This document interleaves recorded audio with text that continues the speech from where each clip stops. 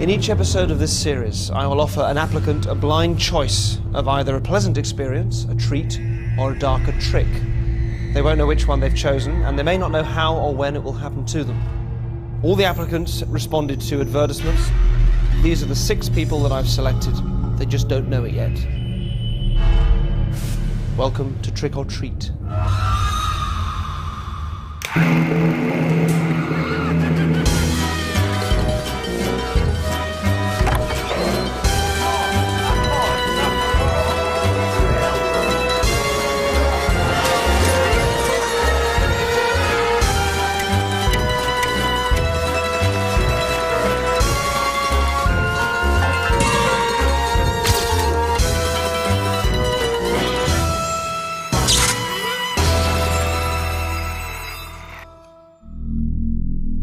Tonight's applicant is Richard, a 20-year-old student from Wolverhampton. We've been observing him for the last few weeks to build up a profile and to monitor his movements to and from his flat. He lives a quiet and predictable life, which might be fun to shake up a bit. At 3 a.m. one morning in March, we've gathered outside his house, where he is hopefully asleep. His girlfriend has been persuaded to lend us a set of keys. I'm going to quietly break in and introduce myself.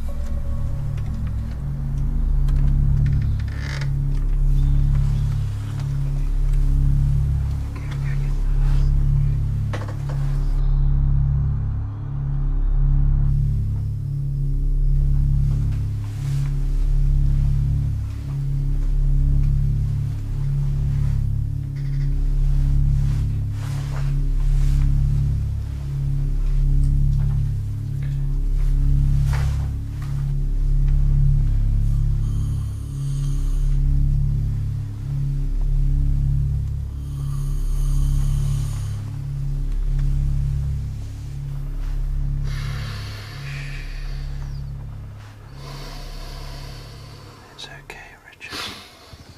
It's okay, Richard. It's okay, Richard. Hello. Hi. It's Derren Brown. Nice to meet You too. You volunteered to be part of the show a while back. Do you remember? Yeah? Okay. We'd like to use you in the show. I need to explain to you how the show works. Okay. Alright? Yeah. What you do is you choose a card. One of 2 cards. And the card will either say trick, or the card will say treat. If you pick the card that says treat, then what happens to you will be something nice. If you pick the one that says trick, it won't be. Okay. Okay? You won't know which one you've picked. You happy to play? Okay. You're going to sign this.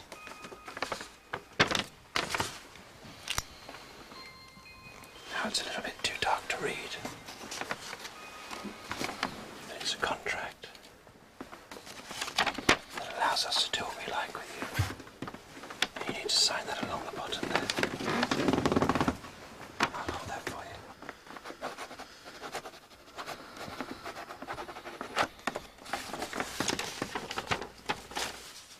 Thank you.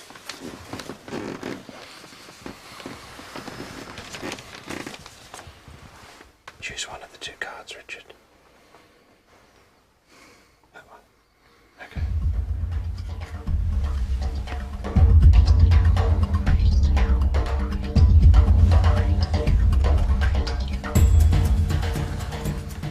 Okay. Let yourself go back to sleep. For Richard's trick, I'm going to have him collapse asleep in London and wake up 1,500 miles away in Morocco with no explanation. And for that, I'll need his passport. He will have no memory of the journey or of any time having passed.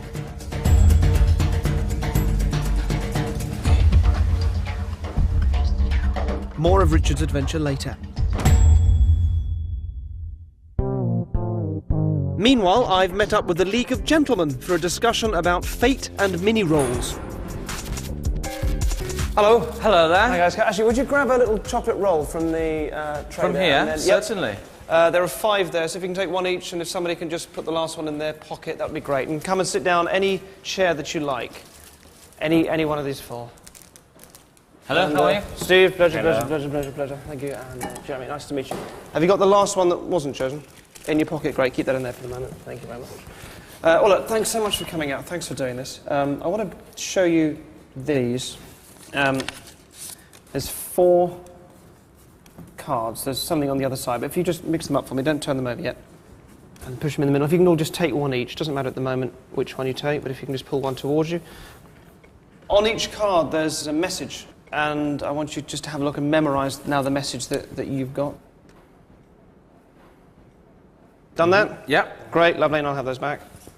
Thank you very much. Excellent. Do any of you believe in fate at any level? Yes. Genuinely? I do, yeah. Yeah? I think things happen because they're meant to happen. I believe in some fates, but no other. I believe that we create our own destiny. Oh, you've got to come up with a different belief system now. No, genuine. I know, I don't trying to at do all. comical answers to it, but I think, I think I agree with Steve. I think you do. Your instinct often leads to exactly where you're meant to be. You superstitious fools. It's kind of about decisions, isn't it? Decisions that you make without sort of realising even that you're necessarily making decisions. And it's only in hindsight you go, "Oh, I suppose if I hadn't have walked that way or gone to that party or met that person." A bit like, for example, the chairs that you sat in. And I sort of made a point of saying sit in any chair, and I presume you weren't thinking particularly about which chair you were going to sit in before you sat down. Or the choice of the cards that you picked, which again I told you not really to think about it and just take them. And they all had a message on. What was the message? What was your message? It was a colour. It said, "I will choose blue." I will choose blue. Have you any idea what that refers to? Blue's my favourite colour. I'm wearing a blue You're wearing a blue shirt. shirt. Perfect. The mini rolls are blue. It actually doesn't refer to any of those things. It refers to a sheet of card that's underneath the cushion on your chair that you're sat on. And if you pull it out, you have to reach under the cushion. Under the cushion. Yeah. Da da da. A blue sheet of card. And what did yours say, Mark? I will choose green. Pull it out. And the card. And it out. Very good. Jeremy, just to see where this is going. Jeremy, yours said, I will choose yellow. That's right, take it out for me. Which leaves you with the red. I believe. Wow. Excellent. So you see what I mean. And they're kind of decisions that aren't important, but you make them without thinking about it. And this is kind of an area that I find interesting. And it's also the good or bad consequences that you can avoid, or things that you never knew would have happened had you made different decisions. And this, for me, this goes back to, and this is why the chocolates actually do play a role. When I was about 10, I was in a supermarket queue with my mum, and she bought these, not these particular ones, but and I was petitioning her to open them and eat them before we'd paid for them, and she was getting a bit angry with me, a bit stressed, and in her annoyance sort of ushered the lady behind us to come through ahead of us in the queue because she only had, milk or something. And then we all paid for our stuff, and the woman went out, we went out. When we went out, there was a crowd that was gathered in the car park, and this woman, who we'd allowed ahead of us, had been hit by a car, and she was laying on the car park. And so at the age of 10, I'm then going home thinking, God, if I hadn't have wanted to tuck into those mini rolls, my mum wouldn't have let that woman go ahead, and would it have been my mum that got hit by the car? And you start to kind of do those things in your head. Hence the mini rolls. Would you, and carefully if you don't mind, would you just open them and try not to break or touch the chocolate, and just sort of put them on the plates. Thank you. Lovely, thank you. And again, did you think about which ones you took? There were 5 altogether, weren't there? So you've got, Jeremy, the last one in your pocket. But otherwise than that, you just sort of grabbed. You just grab Random. And you presume that they are indeed mini rolls. They look like mini rolls. They do, don't they? It could be razor bladed. Could be. Yeah. Why don't you just take a bite out of them?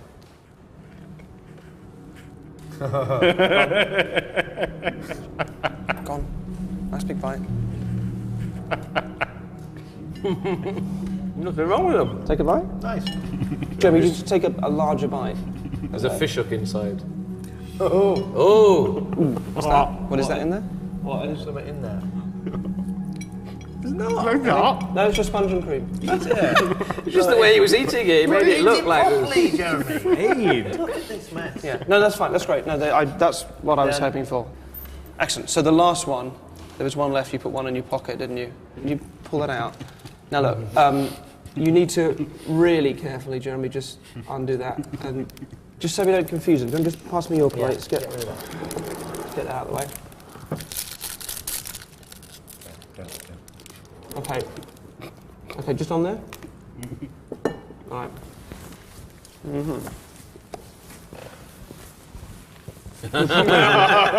Why me?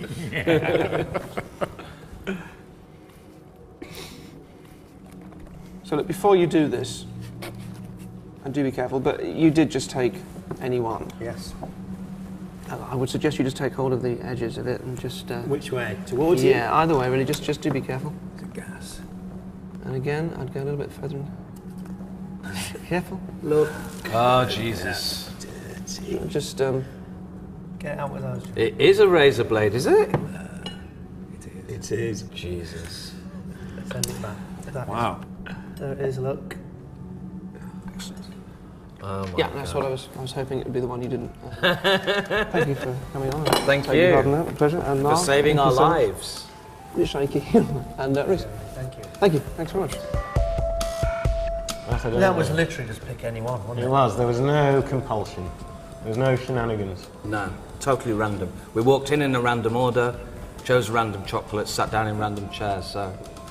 And also, you'd have ended up with two and you just picked I know, I could have changed my mind at the last minute. And all sealed up and then within it. That's the thing. How do you get it in there? Well, it's How do like, you get it in there? don't know. I mean, in what? It's slightly irresponsible. Derren Brown Bakery. Since Richard picked the trick card, I now have license to shake up his regulated world. He's going to wake up in Marrakech, somewhat outside his comfort zone, and this journey starts here. He's catching an early train to Waterloo, and we know he needs to get some passport photos urgently, so we're hoping he'll take the bait and step into the fake photo booth that we've set up. All the cameras are hidden.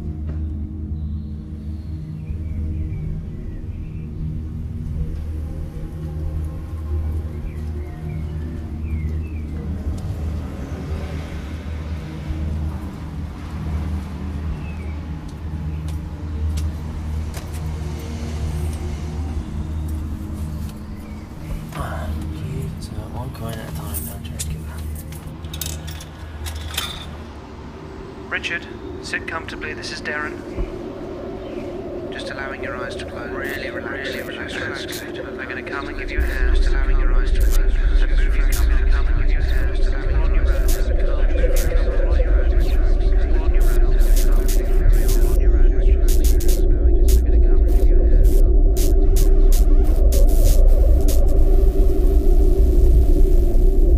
The complementary patterns of light and sound are designed to send Richard plummeting into a catatonic state.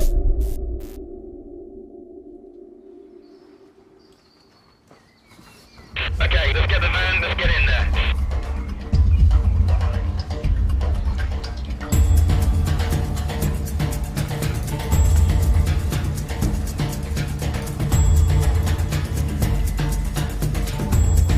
Both Richard and our fake photo booth are embarking on an extraordinary journey.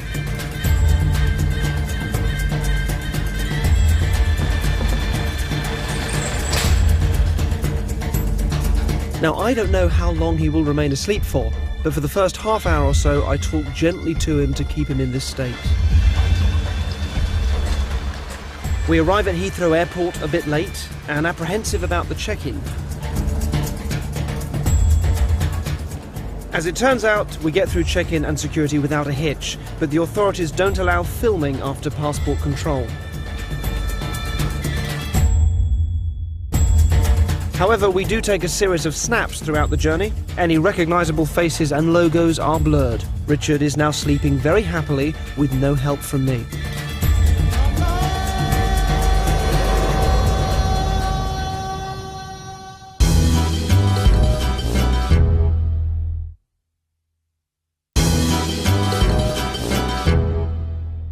In America's New York, I use my award-winning powers to plant a word in the slightly smaller American brain without anybody knowing how.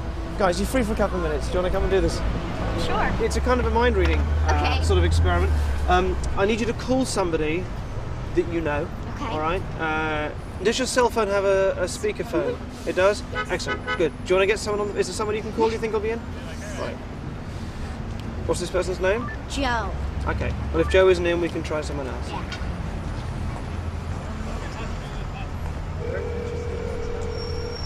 Is that on speaker at the moment? Yeah. Great, cool.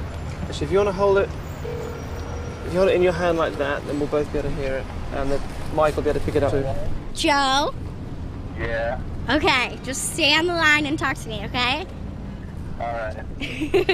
Hi, Joe. My name's Derren Brown. I'm a kind of English psychological illusionist, if that makes any sense. And I want to try a kind of a mind-reading experiment with you, all right? Alright. I need to ask you a few questions, Joe. I need to know a few things about you. Please be honest. How old are you, Joe? I'm 18. 18, fantastic. And are you a student? Do you work, or...? I'm a student. What do you study? Are you at school, or what do you major in? I actually go to culinary school. Culinary school, thank you, that's really interesting. Great. All right, listen, so I'm going to write something down here. I'm not going to show Jessica or any of these guys what it is. I'm going to ask you to be doing 3 things in a moment, all right? Joe, let me just explain. You're going to be writing a word in your mind on like a big chalkboard. You're going to be saying the words yourself over and over again. And then you're also going to try and do the whole thing without really thinking about it, right? So that's 3 different kind of cogs that are going to be going round in your mind at the same time, all right? But let me just write something here first.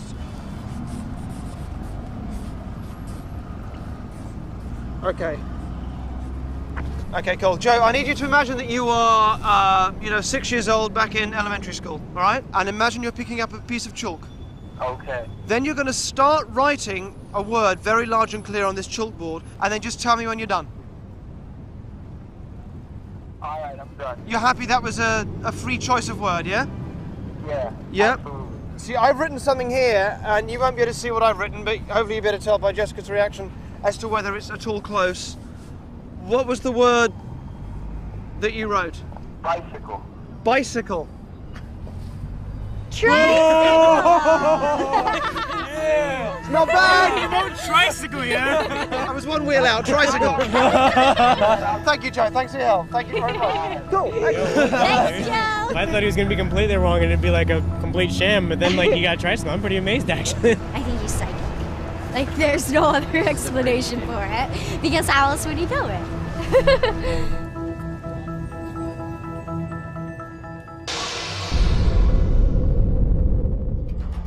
Our participant, Richard, was offered a blind choice of trick or treat. His trick started when he collapsed in a photo booth in London.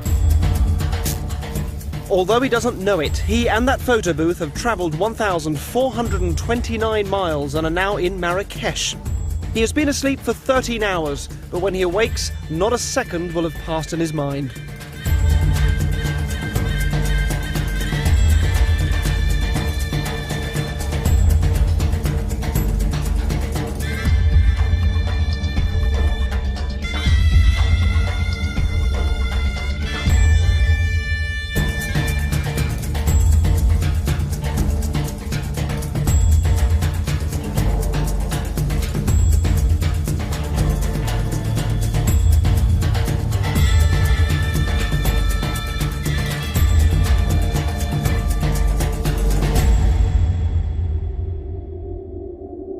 Whilst he was asleep, an anonymous envelope containing his passport, his return flight details and some money were placed in his pocket. After a long and bizarre journey, which for him has simply never happened, Richard is about to receive his wake-up call. All cameras are very well hidden.